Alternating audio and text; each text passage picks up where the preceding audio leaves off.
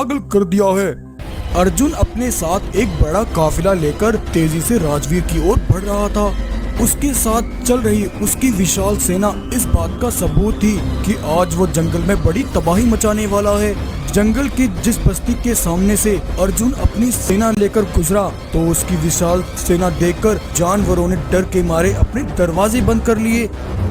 दुश्मन के जंगल की बड़ी दीवारें भी अर्जुन का सामना नहीं कर पाईं। अर्जुन की ताकत के आगे वो दीवारें भी चूर चूर हो गईं। लेकिन अर्जुन की इस तबाही की क्या वजह थी? आखिर उसका क्या मकसद था? आइए जानते हैं। ये कहानी शुरू होती है हीरा और राजवीर दो भाइयों की जिंदगी से, जहां राजवीर ने चालाकी से जंगल की सारी जमीन हड़प कर खुद को जंगल का राजा घोषित कर दिया और वहीं हीरा अपने भाई से मिले धोखे के बाद गरीबी में अपना जीवन गुजार रहा था। लेकिन उस गरीबी में भी वो दिन हीरा की जिंदगी का बहुत ही खुशी भरा दिन था, क्योंकि उसकी पत्नी रुमझुम शेरनी गर्भवती थी और जल्दी वो अपनी संतान को जन्म देने वाली थी। उस रात जंगल में तेज हवाएं चल रही थी, आसमान काले बादलों से घिरा हुआ था और जंगल में जोरों की बारिश हो रही थी। उस तेज बारिश में हीरा अपनी पत्नी रुमझुम के साथ अपनी गुफा पर ही था कि तभी अचानक रुमझुम को तेज प्रसव पीड़ा शुरू हो गई और रुमझुम तेज दर्द के कारण जमीन पर गिरकर बेहोश हो गई। उठो रुमझुम उठो, ये तुम्हें क्या हो गया? राजवीर उस तेज मूसलाधार बारिश में जैसे तैसे अपनी पत्नी रुमझुम को उठाकर अस्पताल लेकर आया। डॉक्टर ने रुमझुम के सारे चेकअप किए। देखो हीरा, तुम्हारी पत्नी की हमें आपातकालीन डिलीवरी करनी होगी। इसके लिए हमें उसका ऑपरेशन करना होगा। ऑपरेशन के खर्चे में पूरे 2 लाख लगेंगे। तुम जल्दी से 2 लाख अस्पताल में जमा कराओ, तभी ऑपरेशन का काम शुरू हो पाएगा। 2 लाख रुपए का नाम सुनकर हीरा परेशान हो गया। कहाँ से लाऊंगा मैं 2 लाख रुपए? इस गरीबी में मेरी तो इतनी आमदनी भी नहीं है। हीरा ये सोचकर इस परेशानी की घड़ी में अपने दोस्त भालू से मिला और उसे अपनी परेशानी बताई। दोस्त, मुझे माफ करना, मैं चाहकर भी इस घड़ी में तुम्हारी मदद नहीं कर सकता। लेकिन हीरा, तुम जिसके यहाँ काम करते हो वो तुम्हें 2 लाख रुपए दे सकता है। हाँ भालू, तुम सही कह रहे हो, ये तो मैंने सोचा ही नहीं।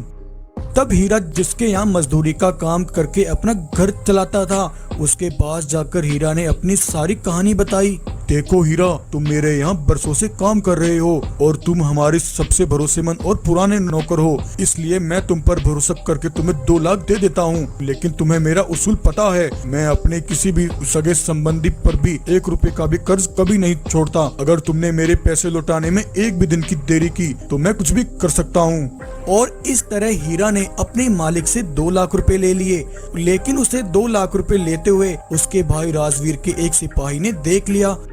सिपाही ने राजवीर के पास जाकर उसे ये बात बताई।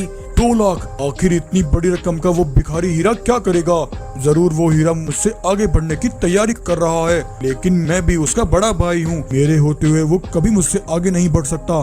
सिपाही, तुम मेरी बात अगर समझ गए हो तो तुम्हें पता होगा कि तुम्हें क्या करना है। जी महाराज, मैं बिल्कुल समझ गया। राजवीर के कहने पर उसके सिपाही ने बीच रास्ते में हीरा पर नुकीला भाला फेंककर उस पर हमला किया। तेज भाले के वार से हीरा ने वहीं अपना दम तोड़ दिया और सिपाही ने वो पैसे उठाकर राजवीर को लाकर दिए। लेकिन इसी बीच अस्पताल में डॉक्टर को आपातकालीन स्थिति में रुमझुम की डिलीवरी करनी पड़ी। रुमझुम ने एक नन्हे बेटे को जन्म दिया, लेकिन नियति ने रुमझुम के बेटे की जिंदगी में एक ऐसा खेल खेला जहां एक तरफ हीरा की जान जा चुकी थी, वहीं दूसरी तरफ रुमझुम शेरनी भी अपने बेटे को जन्म देकर दुनिया से अलविदा ले चुकी थी। न जाने ये मासूम बच्चा कैसी किस्मत लिखवा कर आया है। एक तो इसके पिता अभी तक वापस नहीं लौटे और इसकी बेचारी माँ भी इसे जन्म देकर चल बसी। बरसों से मेरी कोई औलाद नहीं है। शायद भगवान ने तुम्हारी परवरिश मेरे हाथों लिखी है। यूं उस शेरनी डॉक्टर ने हीरा और रुमझुम के बेटे को गोद ले लिया और उसने उस बच्चे का अच्छे से पालन पोषण किया। ऐसे ही कुछ साल बीत गए। डॉक्टर शेरनी ने उसका नाम अर्जुन रखा। लेकिन 6 महीने बाद हीरा ने जिससे पैसे लिए थे, उसके सिपाहियों ने पता लगते ही उस डॉक्टर शेरनी और उसके बेटे को घर से बाहर निकाल दिया और उसके घर पर कब्जा कर लिया। माँ, आखिर हमने इनका क्या बिगाड़ा है जो इन्होंने हमसे हमारा घर छीन लिया। अर्जुन की माँ डॉक्टर शेरनी इस बात से बिल्कुल अनजान थी कि उसके साथ उन सिपाहियों ने ऐसा क्यों किया। अर्जुन और उसकी माँ ये सोचकर परेशान हो रहे थे। तभी अर्जुन के पिता हीरा का वही पुराना दोस्त भालू भागता हुआ उनके पास आया। डॉक्टर शेरनी, क्या ये जवान शेर हीरा और रुमझुम का बेटा है? जल्दी बताओ बहन, मेरा ये जानना बहुत जरूरी है। माँ, ये भालू कौन है और ये किस बारे में बात कर रहा है? तब डॉक्टर शेरनी ने भालू को सारी बात बताई। हाँ भालू, अर्जुन हीरा और रुमझुम का ही बेटा है। लेकिन ऐसी क्या बात है जो तुम अर्जुन को बताने के लिए इतने उतावले हो रहे हो? अर्जुन बेटा, उस दिन वो सारे पैसे और तुम्हारे पिता हीरा की हत्या तुम्हारे सगे चचा राजवीर ने कराई थी। मैं बरसों से तुम्हारी खोज कर रहा था। जब तुम्हारे चचा राजवीर के सिपाही ने धोखे से मेरे दोस्त हीरा की हत्या की, तब मैं ये देखकर तुरंत अस्पताल पहुंचा। लेकिन तब तक शेरनी बहन अर्जुन को लेकर वहां से जा चुकी थी। जैसे ही मुझे यहाँ का पता लगा तो मैं तुरंत यहाँ चला आया। ये कहकर भालू ने अर्जुन को उसके पिता की हत्या की सारी कहानी सुनाई। अपने पिता की हत्या की कहानी सुनकर अर्जुन गुस्से से पागल हो गया। मुझे उससे बदला चाहिए। उसने मुझसे मेरा सब कुछ छीन लिया। मेरे अंदर जल रही बदले की ये आग अब उसे मिटा कर रख देगी।